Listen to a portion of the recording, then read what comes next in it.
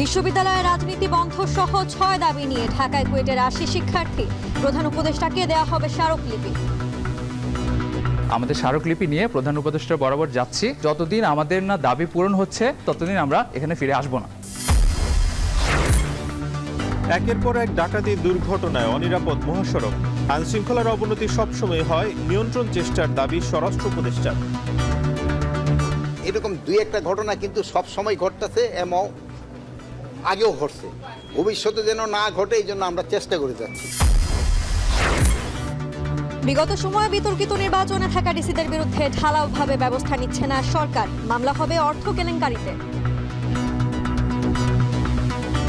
সরকার অত্যন্ত সচেতনভাবে যে কাজটা করবে যাতে একজনও নিরীহ কর্মকর্তা কোনো সাজা অথবা অপরাধ অথবা অসম্মান না হন।